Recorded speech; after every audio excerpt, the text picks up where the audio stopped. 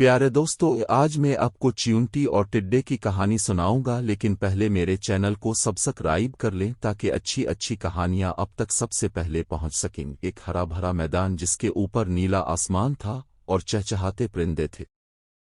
ایک چیونٹی جو اپنے بنل کی طرف چھوٹے بیج دانے لے جا رہی تھی، وہ بہت محنتی انداز میں کام کر رہی تھی۔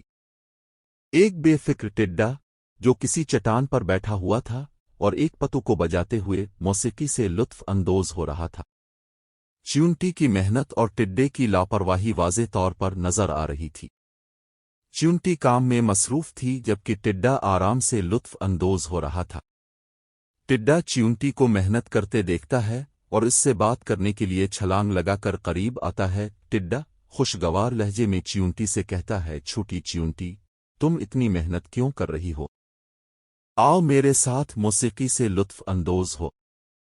چیونٹی سنجیدہ مگر مہذب انداز میں کہتی ہے، میں سردیوں کے لیے خوراک جمع کر رہی ہوں، تمہیں بھی کرنی چاہیے ورنہ دیر ہو جائے گی۔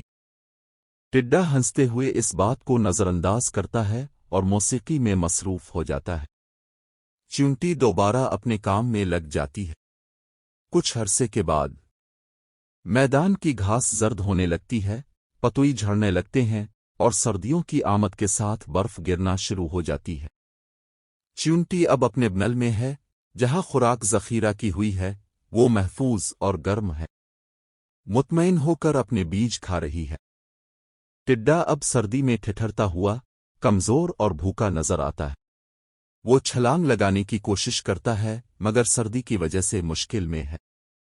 ٹڈا آخر کار چیونٹی کے بنل کے قریب آتا ہے۔ وہ افسردہ اور نادم تھا۔ ٹڈا کانپتے ہوئے کہتا ہے کہ چیونٹی، تم ٹھیک کہہ رہی تھی، میں نے کوئی خوراک جمع نہیں کی اور اب بھوک اور سردی سے پریشان ہوں، براہ کرم مجھے کچھ کھانے کو دو۔ چیونٹی سوچتے ہوئے، میں نے ساری گرمیوں محنت کی جبکہ تم کھیلتے رہے، لیکن میں تمہاری مدد کروں گی۔ چیونٹی ٹڈے کو کچھ خوراک دیتی ہے۔ ٹڈا شکر گزار نظر آتا ہے اور دونوں مل کر بنل کے اندر خوراک کھاتے ہیں۔ محنت اور مہربانی کا درس ٹڈا چیونٹی سے سیکھتا ہے۔